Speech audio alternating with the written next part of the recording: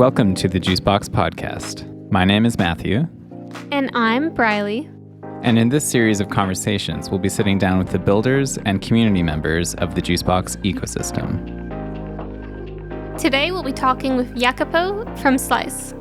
Slice is a decentralized commerce protocol that lets you sell anything on-chain and dynamically split payments between different addresses.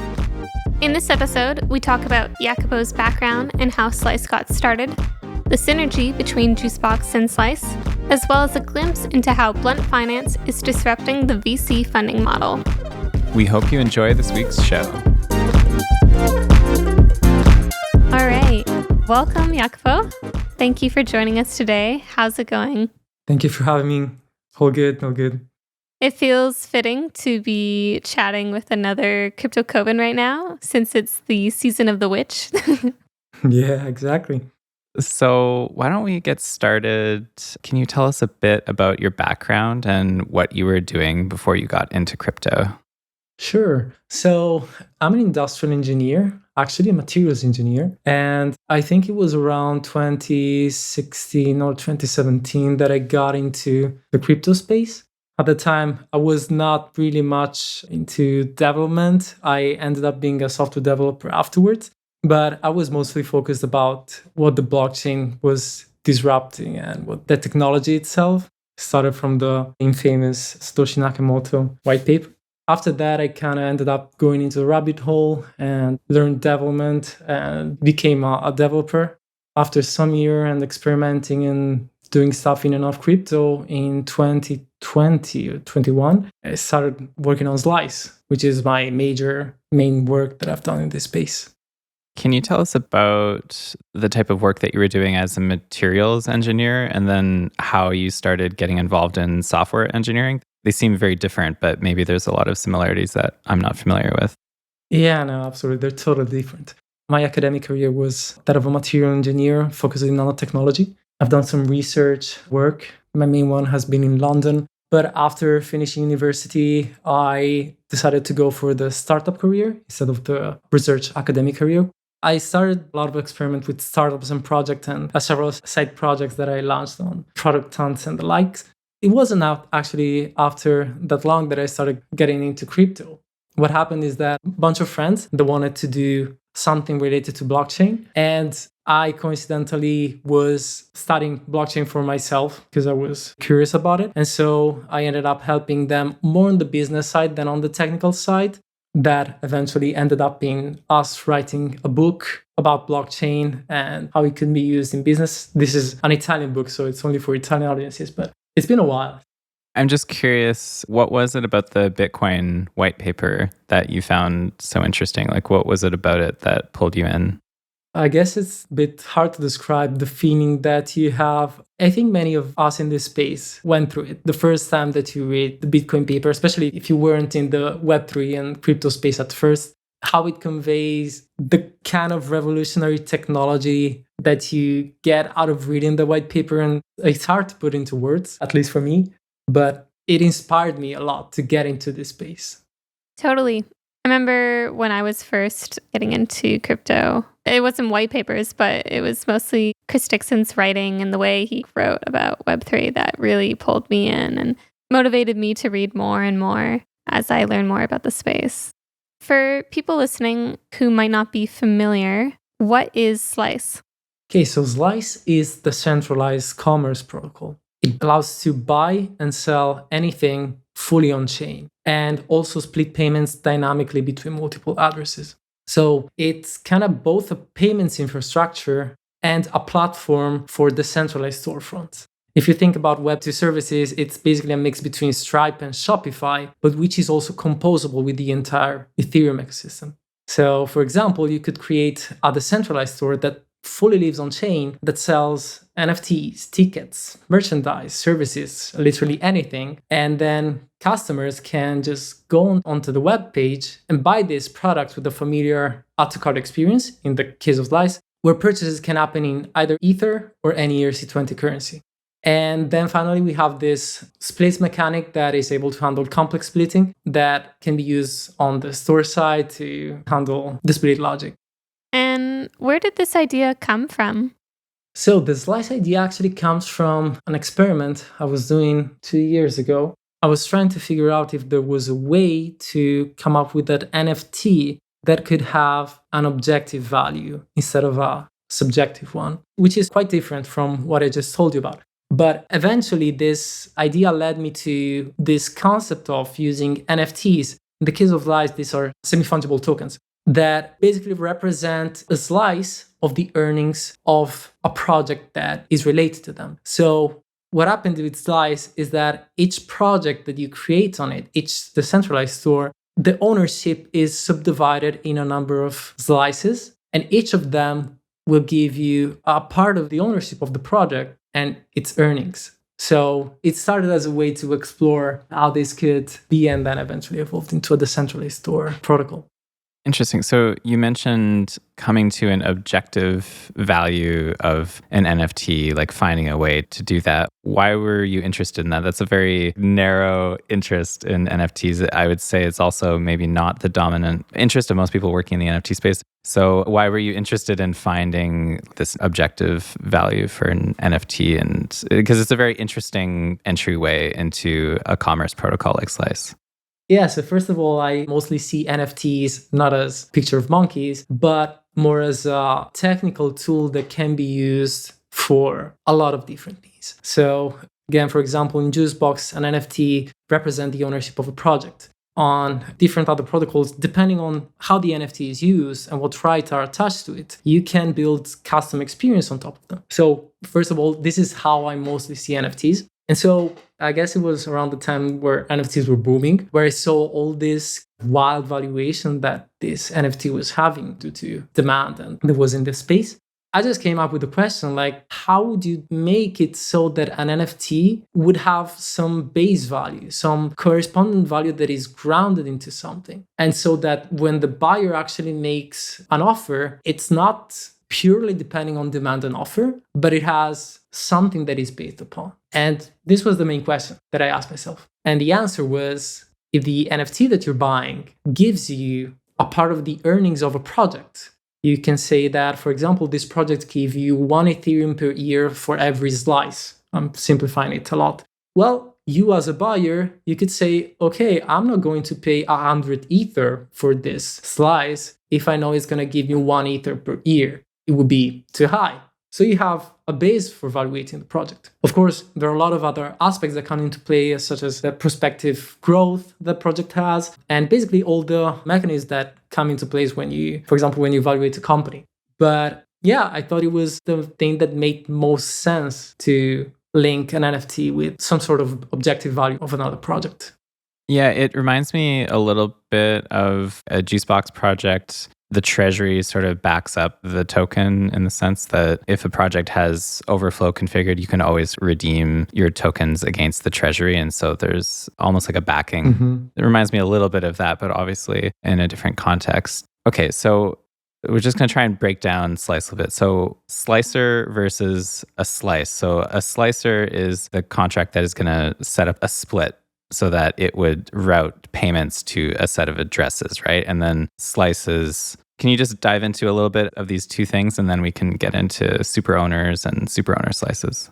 Absolutely, yes. Yeah, you got it right. So the slicer is the actual smart contract that whenever it receives Ether or any ERC20, will split them to its owners. And the owners of the slicer are those who own the slices, which are the semi-fungible tokens that are basically NFTs that you can freely transfer between addresses. And for example, you could put on sale on OpenSea. Yes, there are two different concepts. The slicer is the smart contract and is also the decentralized store itself. So when you put products on sale on a slicer, the slicer is acting as the decentralized store as well. Right. And then whatever revenue it makes from selling those products, it gets split between its owners. And the owners, again, are those who own the slices.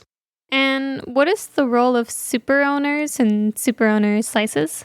Yeah, so in Slice, we have this concept of Superowners that you can set up when you create a slicer, where you can say how many slices one need to own in order to be able to have privileged access to it. And this privileged access right now basically means two things. One is to change the metadata of the slicer, so its name, its image, and how it appears on chain. And the second one is to add new products on sale. So you can imagine it may have sense that you may need to have more than 50% of the ownership of a slicer, for example, to add a product on sales on the slicer. In that case, there can only be one super owner at a time, which has full control over a slicer. Not full control, but it can put things on sale and can manage it however it wants. However, if wanted, one could say you would need to hold 10% of the slices to be a super owner, or 1%. And that means there can be 100 super owners at the same time for a slicer, where each one can add new products on the same store. And then the earnings will get split again to the owners of the slicer. It's basically a governance system that is embedded into Slice that is used for managing products and metadata. So we've been talking a lot about products and commerce running on-chain. So I'm wondering, how do you deal with on-chain transactions being linked to physical goods, or at least in some cases they could be linked to physical goods? It seems like this is like a fundamental problem with commerce happening on-chain, is how do we link a digital asset to a physical one? So I wonder if you could speak a little bit about that. So with Slice, the main idea that we wanted to do with Slice is that theoretically you could put anything on sale on Slice. And that works because there are a bunch of tools that Slice provides that allows you to sell physical assets. But at its core, when you put something on sale as a slicer owner, you're using the blockchain as a way to store inventory of your product, and also a bunch of things that get managed during when products are purchased and sold. So about the sale of physical assets, with Slice, there is nothing that prevents you from selling a physical or a digital asset. It all boils down to what a product that you sell on Slice represents. So if you sell a product and you say, this product is a t-shirt, that means that you're saying that everyone who buys that product will be entitled to a t-shirt whenever they buy it. And so the process basically becomes split into two parts. There is the purchase part that happens on Slice, where the buyer can purchase the product. And this could be, again, a t-shirt, a subscription, an NFT, all of them together, anything. This is the purchase process. Then at that point, the buyer will have stored on chain that he has purchased one unit of that specific product. And then it can go on to the seller and say, look, I've purchased the product. Now I can claim whatever you owe to me, which is a merchandise, a physical item. So the step that we're building right now is this additional building block that allows merchants to basically use Slice as a way to interact with the buyer, to, for example, collect delivery information and streamline this process with other existing tools that are already being used in the commerce ecosystem to handle the delivery and the fulfillment of the actual physical order. But as far as the purchase is concerned, you can basically already sell anything on Slice. One thing that I should mention, for example, is that I stumbled upon this really cool project, which is called Deformed, which is launched a few days ago, which is basically like a Google form for Decentralized, where you need to sign in with an Ethereum wallet. And this is something that we have done on Slice already. We called it Slice Redeem at that time, where, for example, a seller could give a form to the buyer to fill in, where he could put delivery information for a physical product, for example, or the branding that they want to be used for a specific merchandise. When the form is filled, the merchant actually has all the information needed to fulfill the order. This product, for example, would tie in very well with Slice and would allow to make this process of selling physical items a bit easier. Right. So basically, they would have this NFT that they purchased on Slice in their wallet, and then they'd be able to fill out a form which would check their wallet for a balance of that NFT, and then they would be able to enter all the details for fulfillment, and that would be the flow for going about that.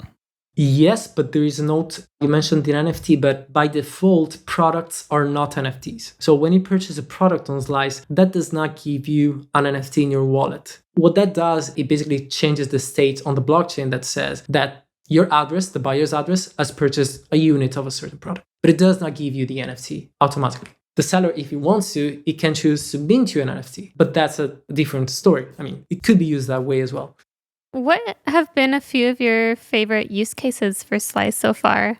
There are a bunch of projects that I think are quite significant already in the Slice ecosystem. One of them is Villa Penelope. It's a house located in Italy where I actually was able to help making it work, where basically you could use Slice to purchase a day of stay into that house. And of course, based on the time of the year that you go to, the price that you would have to pay would change. So it was a way to try and replicate the fundamentals of Airbnb, but in Web3 and in a way that it was fully on-chain. And yeah, theoretically it works in the sense that with the fact that products on Slice can represent anything, you could say that a product give you the right to stay in a place for 1 day or 1 week or 1 month. And this was basically the concept that we tried here and that it actually works. What I personally would say is that for this kind of things, the generalized interface that we built on Slice is not really, of course, optimized to handle all possible use cases. But the fact that Slice is fully on-chain, its protocol, makes it possible to imagine a future where you could have a website that acts as a Web3 Airbnb where you can browse different properties the same way as you do with the Airbnbs, with the same exact experience even. But when you fulfill the orders, what actually happens is that you're purchasing products on Slice.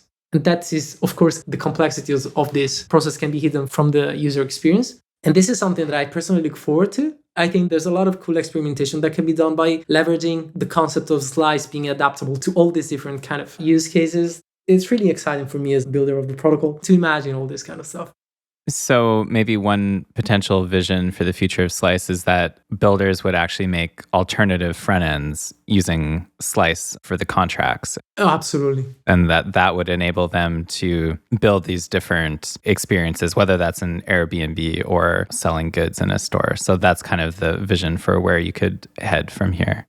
Absolutely. I think this should be the vision for all on-chain protocols because you don't care where the front end lives. At the end, you're just interacting with the contracts on chain. So even with the specific slicer, if you have a special project that you need, you don't want to use the Slice frontend, for example, you could build your own website and have your own products on sale and just interact with the Slice contracts, but from your own website.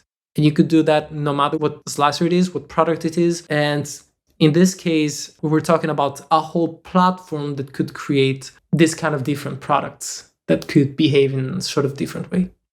What do you think is the value of a decentralized store? Or put another way, why should we make purchases on chain? What do you think this unlocks for both sellers and buyers? There are multiple ways to see it. So one advantage, for example, is that when you purchase something on chain, you can leverage all the advantages that the blockchain gives you, which is the security of the finality of the transactions and also the pseudo-anonymity of the purchase, in the sense that you don't need to disclose yourself when you're purchasing something because you're actually buying with your Ethereum address. But at the end of the day, the thing that I see most promising is that we are all, especially, us in the Web3 space, we're all using Web3 wallets more and more over time as we interact with protocols, but we are still doing that just in the Web3 space. So the thing that is most promising from my perspective is that we're all using crypto wallets for interacting with things on chain. But imagine if you could go into your store, in real life store, make the grocery, but instead of paying with your credit card, you could actually pay with your Ether wallet. And you didn't have to pay, for example, with Ether, but the store owner could decide which currency he wants to accept. And this could be Ether or any ERC20 currency. And you as a buyer could choose which currency to pay with and do that simply with one-click transactions. Imagine adding products while you do the grocery on your cart and then you go and check out when you go out. The fact that you could do this fully on chain, it's something that I personally feel it's the future that we're headed to. And Slice is nothing else than a tool that allows anyone to sell things on chain and buy them on the other side in the most easy way possible.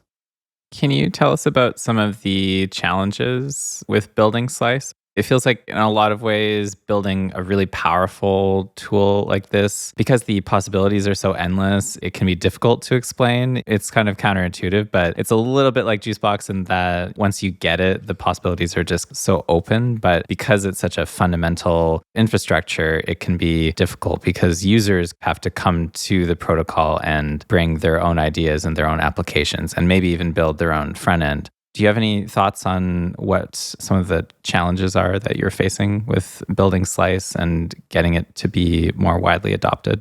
Yeah, there's been and there are so many challenges when it comes to building a protocol like this. So starting from the fact that the idea of the protocol itself did not exist before Slice, in the sense that, of course, people have been talking about Web3 Amazon for a while. This is not just Web3 Amazon, it's a whole different concept. So the challenge in designing the system and making all of the different pieces work was, in retrospect, I would say gigantic. In the sense that if you would ask me now if I would do it again, I would probably say no, thinking of the amount of effort that was required to get to this point. Thinking from both writing the protocol itself and writing the front end. Not just writing, it's just coming up with a way that makes sense. So again, if I think the amount of effort that I put into this, I would probably not do it again, honestly.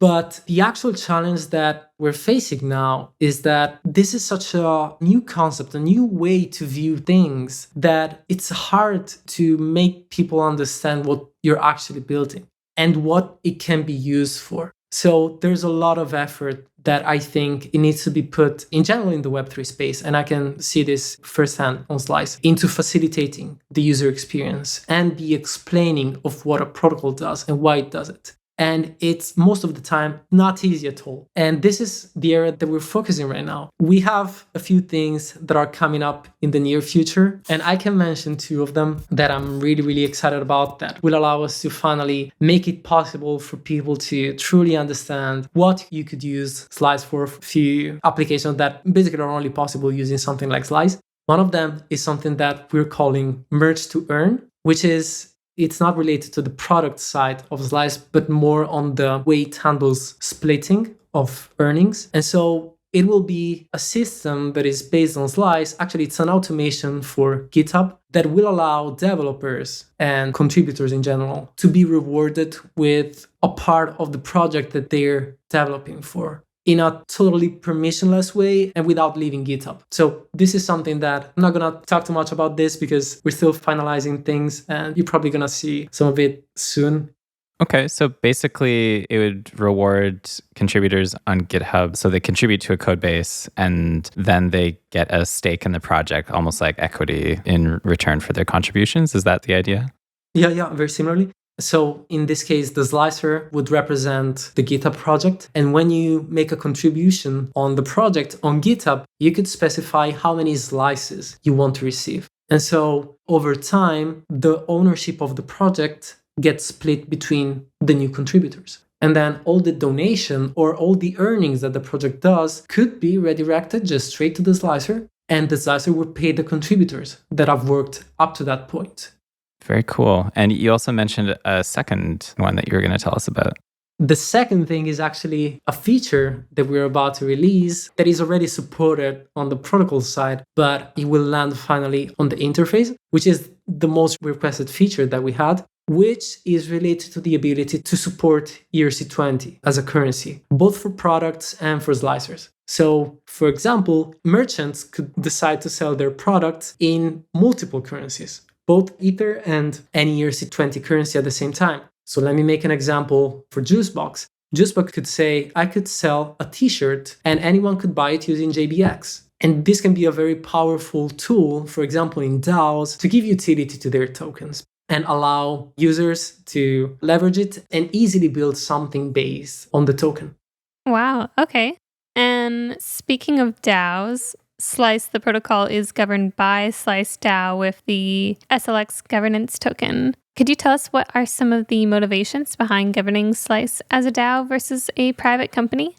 Yeah, so basically it was a choice that I made when initially the side project was grown enough. And when I faced that choice, I thought it made sense to see Slice in the long term as a public good that can be governed by the DAO owners. So one aspect that's crucial to how Slice operates is that the user of the protocol ends up receiving SLX tokens as they use slicers, specifically when they withdraw Ether from their slicers. And what that means is that the ownership of the protocol in the long term will be given in the big part to their users. So DAO make this extremely easy. Actually, they not just make it easy, they make it programmable. So what Juicebox allowed us to do is to program easily a way so that users will end up being able to govern what the choices of the protocol will be over time. And as the protocol grows, the percentage that goes to user will increase over time. So can you tell us a little bit about why you decided to start a Juicebox project for Slice? So am I to understand that the protocol fee structure where there's this 2.5% fee to withdraw funds from a slicer, is that actually going into the Slice Juicebox project, which then mints the tokens for that user? Is that how users are becoming the DAO members? Is that the mechanism, or is it done differently? Precisely. It's exactly as you say. So when someone withdraws, what happens is that on the contract, we are calling the same function that someone would call when they are contributing to a Juicebox project. So it would actually appear on the front end of our Slice project. And then in exchange, they receive the SLX token, which is used as a governance token in our DAO. Okay, so there's a lot of synergy between Slice and Juicebox. Like these two protocols work together really nicely. I'm curious how you found Juicebox in the first place. What was your entry point to coming into the Juicebox ecosystem? That's actually a good question. Someone came across our Discord and mentioned Juicebox to us. And then after a while, Django came over and basically he onboarded us. He showed us the protocol and we walked about a few possibilities. And then that's how I knew Juicebox. But I definitely agree that there are so many synergies between the two protocols. And what I like the most about building in Web3 is that you have this unlimited possibility of composing between protocols. So Slice is composing on Juicebox, but on the other hand, Juicebox can compose on Slice, and they both can compose onto so many other protocols that are there. So the interconnection that is between protocols blurs the line between competition and collaboration in the Web3 ecosystem. And this is something that most of us builders are actually excited about.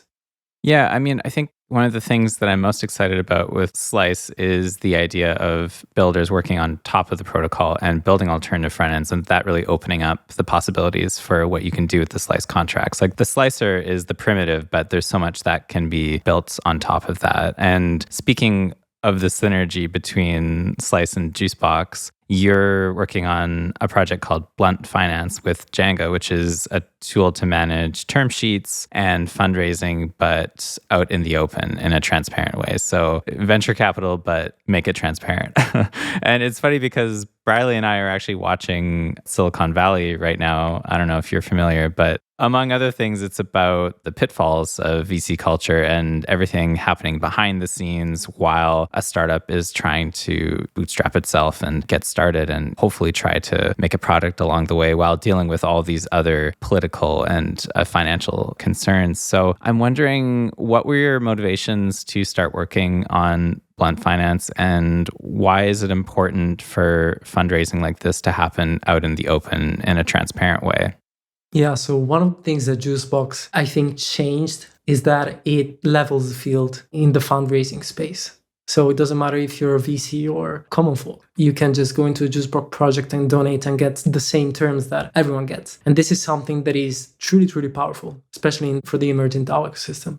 Now, when it comes to Blunt Finance, we recognize that there were some mechanisms that Juicebox could leverage about Slice. And again, Slice could leverage about Juicebox. In other words, it would be possible to build some sort of different kind of fundraise by leveraging the feature that both protocols have in common and building something custom around it. So in this case, while raising on Juicebox give you tokens back.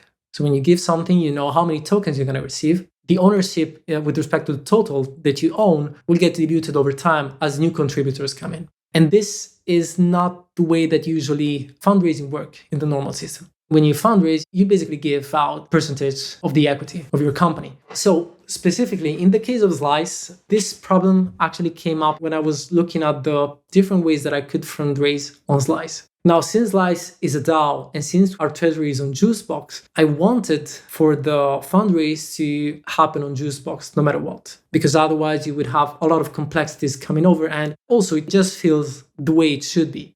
However, if you look at the current emission of the token, but in general, this is valid for any token, when someone contributes a substantial amount, which is the amount that you would expect from VC, What happens is that there is a lot of emission that happen, and it could be possible, depending on the parameters that you have set on Juicebox, that they could get almost 100% of the ownership of all of the tokens. Or in the case of Slice, we have a 50% reserved rate. So if they contribute much more than the current amount that is held into treasury, they would end up having 50% of the total token supply. In most cases, this is not desirable for any party because the DAO does not want to give 50% out for any kind of amount, basically. On the other hand, the VC also would not want that because there is no advantage in showing that you own a massive percentage of ownership because it diminishes the incentives of everyone. Basically, it disaligns incentives. Right. However, there is a way that Juicebox would allow to set up a different kind of mechanic that is not based on the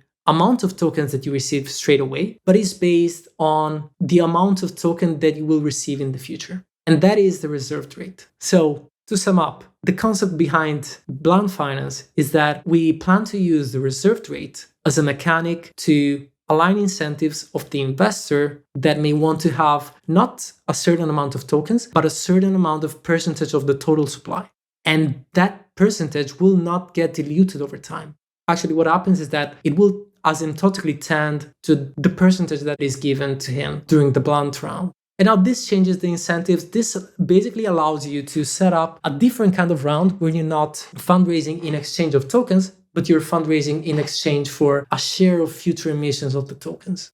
Right. And can you tell us about how the Slice and Juicebox contracts are used to make this happen? Yes. A round on Blunt Finance is a Juicebox round. So when you create a round on Blunt, it will also appear on the Juicebox frontend. The difference is that when you contribute to it, you don't receive an ERC20 token in exchange or the tickets that Juicebox prints, but instead you're going to receive the slices of a slicer. Then when you create the round, you just need to decide how much of the reserved rate you want to assign to that specific slicer. And when the round gets completed, the ownership of the slicer will be distributed among the different people who contributed to the project. So once the round ends, what happens is that you will have the slicer address that will be on the reserved rate of your Juicebox project. And whenever tokens are minted from any of the future rounds that are not being carried on Blunt Finance anymore, what happens is that part of those tokens will end up being received by the slicer, who will split them to those who participated in the blunt round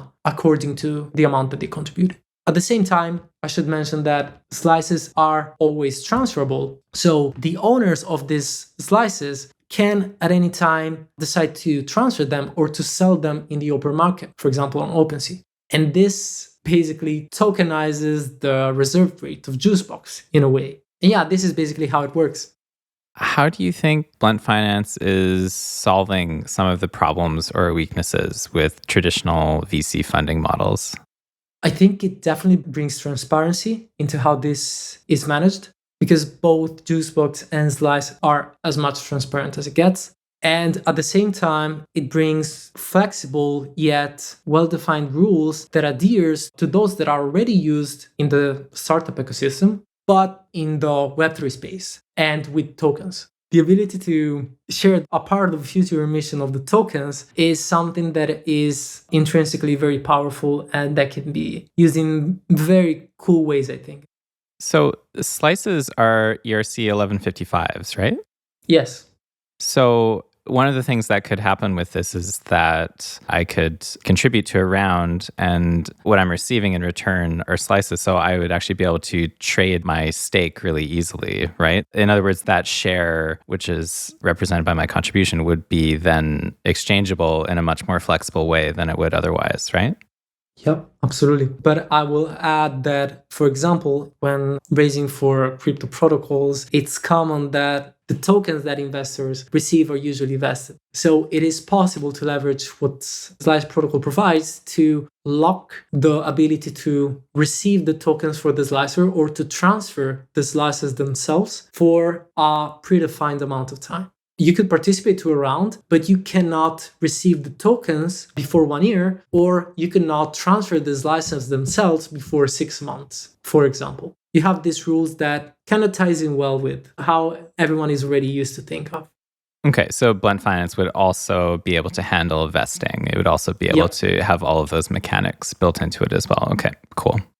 Can you give us the juice of what is coming next for Blunt Finance or Slice, or if there's other projects that you're working on? Sure. Well, Blunt Finance is already in the final, all of them are already in the final stages of development, so they're probably going to come out almost all together. But Blunt Finance can already see the front end that we will have, and we're finalizing the contracts to make it all work. So you can expect to see it out in the wild quite soon. And Slice is one of the first projects that will definitely use Blunt Finance at first. Then on the Slice side, we have this merge to earn mechanic that we're releasing soon, and also the support for ERC20. And this will come along a bunch of projects that will release some new slices and product that will leverage these new features. So really looking forward to that. Yeah. Awesome. Okay. And if listeners want to participate in Slice.so or make their own slicer, where should they go? How should they get started? Well, they should definitely start from the website on Slice.so. Then we have most of our communication happens on Twitter and on Discord. You can find all our links on our Twitter page on Slice__SO. And definitely, if you like the project and you want to contribute to it, just head on our Juicebox treasury on juicebox.money/p/slice. All right. Well, thank you so much, Jacopo, for taking the time to sit down with us and discuss Slice and Blunt Finance. We've really enjoyed going down this rabbit hole together. Yeah, thank you for having me. Thanks for tuning in to today's episode of the Juicebox podcast. You can find us online at juicebox.money and on Twitter at juiceboxeth. Join the conversation at discord.gg/juicebox. The Juicebox podcast is for educational, informational, and entertainment purposes only. Views expressed by guests and the hosts do not reflect the views of Juicebox.so or the Juicebox podcast. The Juicebox podcast is not investment advice or a solicitation to make any financial decisions. Projects on the Juicebox protocol are not vetted by Juicebox.so. Each project on the Juicebox protocol is responsible for its own crowdfunding parameters. The tokenomics of one project may differ from other projects on the protocol. Do not purchase JBX tokens, other cryptocurrencies, or make contributions to projects in anticipation of financial returns. Please do your own research.